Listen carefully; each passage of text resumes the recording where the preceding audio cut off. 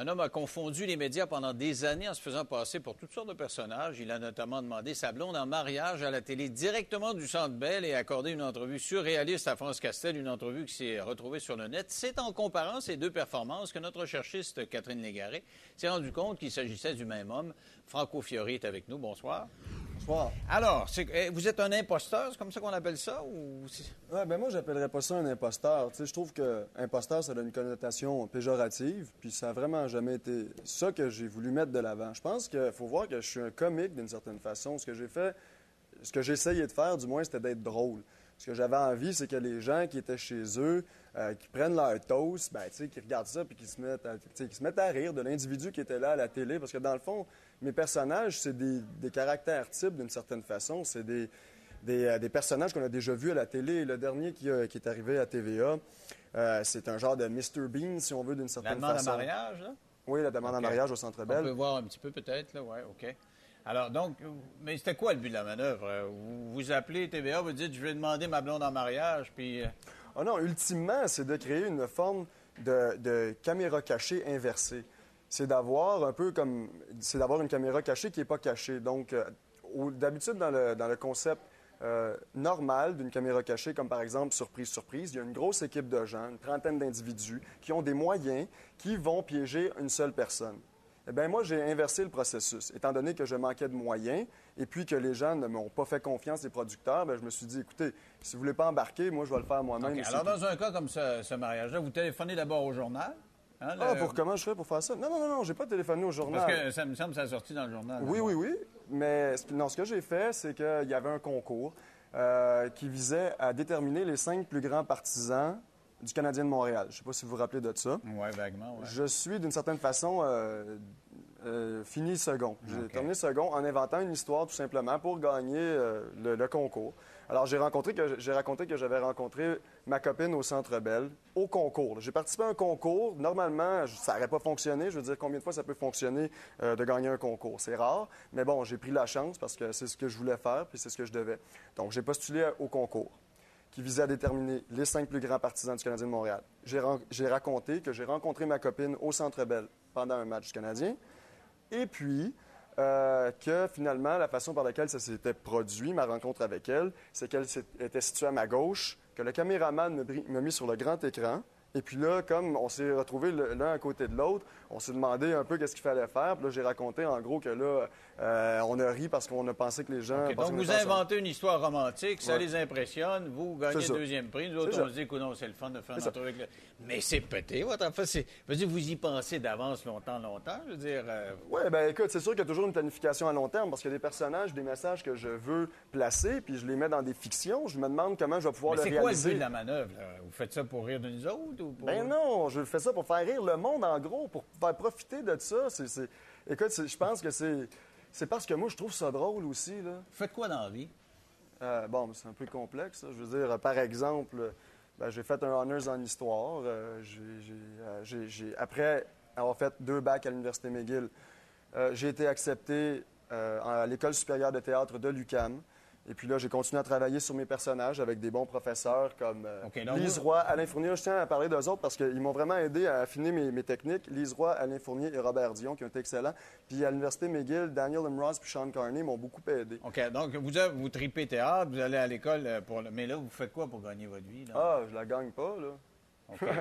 Alors, espérez-vous qu'en vous mettant ça en marque comme ça, là, vous allez avoir des rôles, des choses du genre ou quoi? Bien, j'espère surtout qu'on va me permettre, enfin, des producteurs, de mettre de l'avant des projets que j'essaie de concevoir depuis super longtemps. Moi, je suis sûr que c'est drôle, ça. Mais est-ce que c'était le but, de se faire connaître? Parce qu'on vous a démasqué, vous n'étiez pas partie prenante. Là. Vous avez démasqué parce que c'est une de nos recherchistes qui a allumé. J'étais obligé. On m'a dit, écoute... Ah, c'est ça, je comprends pas le but. T'sais. Un gars peut se faire remarquer, dire, il y a cette entrevue qui a roulé beaucoup sur le net là, avec France Castel. Vous étiez vraiment un peu crackpot. Vous dites, écoute, il est fou, ce gars-là.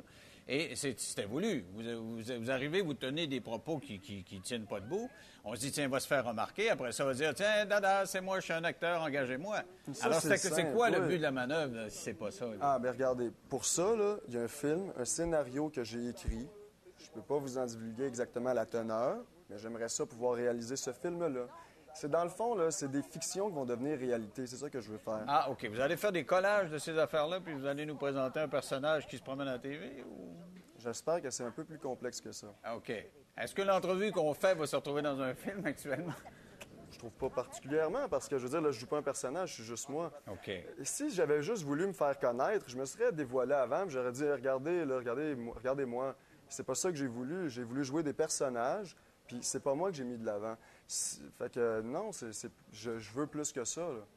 Ça, je pense pas que ça va jouer dans quoi que ce soit. OK, donc si c'est plus que ça, c'est de la création artistique, sauf que la première question que moi je me suis posée, d'ailleurs, on enregistre cette entrevue-là parce que vous avez accordé une entrevue à François Paradis ce midi, c'était vraiment très décousu, vous avez joué un peu ce personnage-là, encore, il n'y avait rien à comprendre dans votre affaire.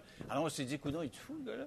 Il est-tu capoté? Enregistrons avant, tout d'un coup, il me fait quelque chose qui n'a pas de bon sens. Alors c'était quoi avec François? Qu'est-ce que vous vouliez prouver en étant aussi décousu ce midi? En fait, ce qui se produit, c'est que je ne suis pas l'individu qui s'appelle Clint Tachereau. Clint Tachereau, c'est pas moi, c'est un autre individu. C'est quoi ça, Clint Tachereau?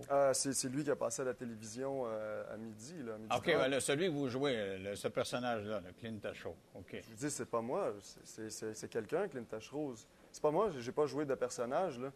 C'était pas moi qui étais à la télévision. Je trouve pas ça très, très élogieux qu'on me compare à lui, d'ailleurs. Il me semble que je suis un petit peu plus intelligent que cet individu-là. Mais bon, Clint Tachereau est un homme qui existe, qui vient du lac Saint-Jean. J'ai fait une fois une blague, là. J'ai voulu l'imiter une fois. Je me suis fait passer pour un Clint, là, il y a quelques années. J'ai fait une parodie grossière de l'individu, puis là, il le prend vraiment mal. Puis là, il dit que je veux voler son identité. Donc, je préfère pas trop parler de Clint Tachereau parce que faut regarder juste ses yeux. Des fois, je trouve qu'il a l'air un petit peu mauvais. Donc, mais celui qui était ce midi à l'antenne, là. C'est Clint Tachereau. Vous n'étiez pas là? Non, je n'étais pas là. Je le connais pas vraiment. Est-ce que ça peut-tu être un dédoublement de personnalité ou des choses du genre, là, vu de l'extérieur, moi, quand je regarde ça? Là? Ah non, moi, je suis un acteur. Je m'appelle Franco Fiori. J'ai joué le personnage de Jean-Philippe Auteuil et Jean-Philippe Pitre, à Droite au cœur et à TVA. J'espère de pouvoir créer des fictions avec tout ça. Clint Tachereau, je veux dire, c'est Clint Tachereau. Et je veux dire, il y a une coupe longueuil, il y a une moustache, il y avait des grands favoris. Je veux dire, je sais pas si vous connaissez une façon, vous, de se faire pousser des favoris puis une moustache, puis après ça, de l'enlever. Moi, je serais incapable de faire ça. Je sais pas si c'est logique. J'en ai pas de Est-ce que là, vous me parlez sérieusement ou si vous êtes en train de me tirer la pipe et vous n'êtes pas en train de jouer un nouveau personnage qui pourra rentrer dans un éventuel documentaire ou je sais pas quoi? Non, mais je trouve que ce que je dis en ce moment, c'est assez sensé. Je m'appelle...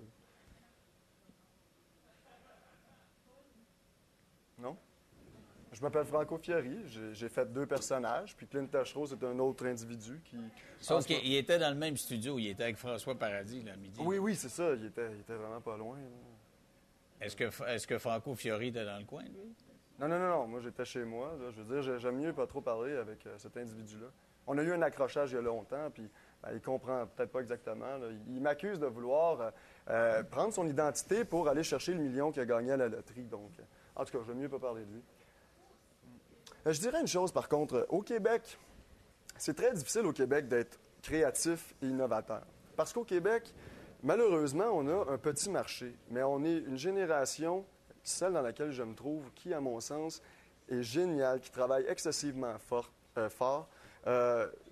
Et puis, ce qui se produit, c'est que avec le marché qu'on a, pour faire quelque chose qui est nouveau puis qui s'adresse au Québec et aux Québécois, c'est très difficile. Parce qu'on n'a pas les budgets. Moi, je veux dire, avec votre affaire de Clint Tachereau, de 2 choses l'une. Ou vous étirez la sauce, puis vous étiez j'en remets encore justement pour mon histoire de création artistique, ou ben non, peut-être que vous devriez aller voir quelqu'un pour vous aider, pour baliser vos expériences psychologiques. Justement, je suis allé à Droite au cœur pour consulter un psychologue. J'en connais un bon. Oui, il était excellent. Il y a Doc Mayou qui a perdu son diplôme. Oui, peut-être qu'il pourrait s'occuper de regagner ses galons. OK, merci beaucoup.